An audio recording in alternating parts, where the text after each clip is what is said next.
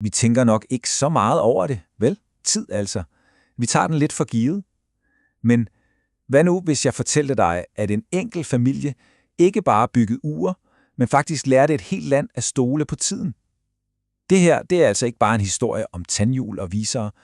Det er historien om, hvordan Linderoth-familien bogstaveligt talt satte Sverige i takt med fremtiden. Prøv lige at se på den her mekanisme.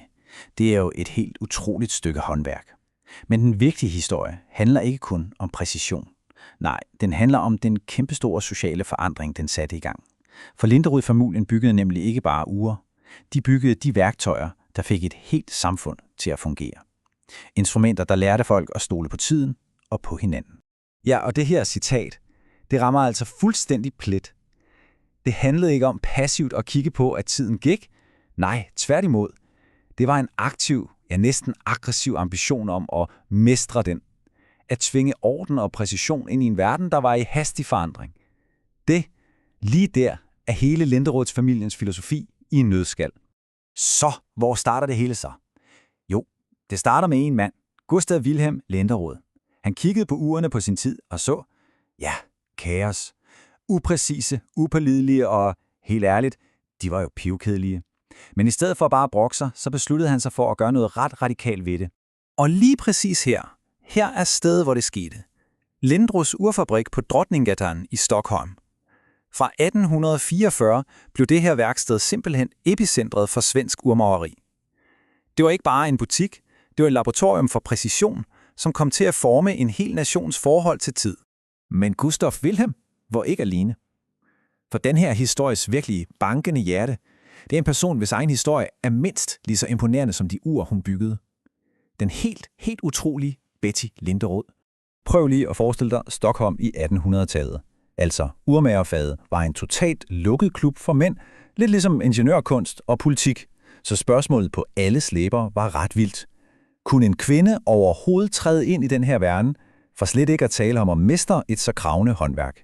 Ja, og mændene i værkstedet, de havde deres helt egen mening om den sag. De gav hende et øgenavn, urmageren i skørter. Det var ment som en hån selvfølgelig. En måde at sige, du hører ikke til her på. Men det øgenavn skulle vise sig at blive et symbol på hendes fuldstændig ukuelige vilje. Og hendes reaktion, den er simpelthen genial. Det var ikke et højlydt oprør. Det var ren og skær pragmatisme. Hun klippede håret og tog andet tøj på, ikke for at provokere, men simpelthen for at kunne arbejde mere effektivt. Hendes sande oprør, det lå i trin 3. Hun fokuserede 100% på arbejdet og lod kvaliteten tale for sig selv. Hendes kompetence blev hendes absolut stærkeste våben. Og resultaterne. Hør lige her. Hun endte med at lede hele værkstedet. Og så gjorde hun noget fuldstændig uhørt dengang. Hun uddannede 8 andre kvinder i faget. Hun fik international anerkendelse i London. Hun blev udnævnt til kongelig hofurmager, og hun passede dronningens personlige ure. Altså hvert eneste af de her punkter var en kæmpe sejr mod datidens normer. Okay, så med Betty og Gustav ved roret, så begynder tingene virkelig at tage fart. Firmaets indflydelse voksede eksplosivt. Nu handlede det ikke længere kun om ure til privatpersoner. Linderoths ure blev selve de mekanismer, som hele nationen var dybt afhængig af for at fungere. Og deres indflydelse, er den nåede altså helt til tops i samfundet. Her ser vi Tullgarns slot, som var en af de mange kongelige residenser, hvor et Linderoth-ur sørgede for, at selv den kongelige tid opførte sig fuldstændig ubeklageligt. Og fra de trygge, faste rammer i et palads, ja, der bevægede deres præcision sig ud på det åbne hav.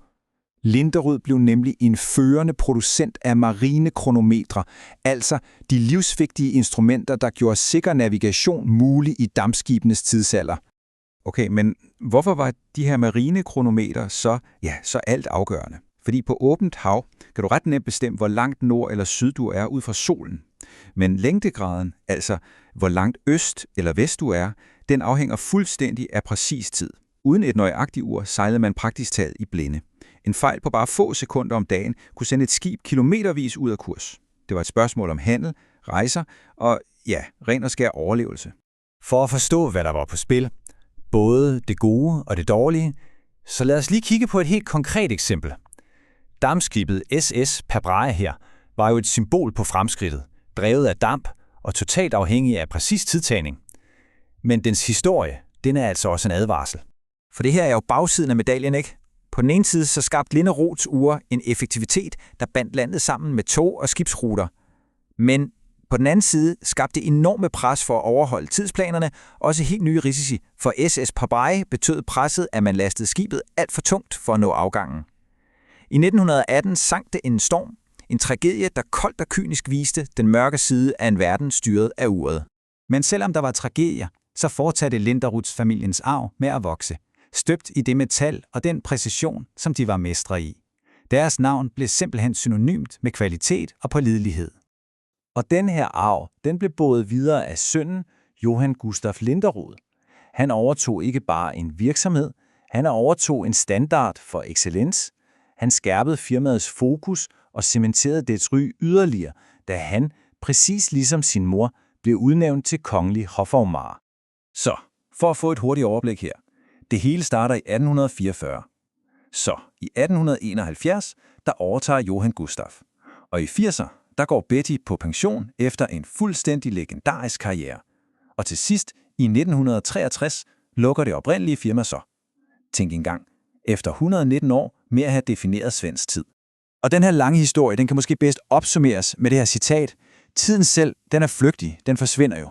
Men arven efter godt håndværk, en velbygget mekanisme, den består. Den bliver et evigt vidnesbyrd om de mennesker, der skabte den. Så det får mig til at tænke, Linderoths ure, det var jo deres tids instrumenter for offentlig tillid. Men hvad er så vores i dag? Hvad er det for nogle teknologier eller hvilke objekter, vi stoler blindt på for at få hele vores samfund til at hænge sammen? Det synes jeg er værd at tænke lidt over.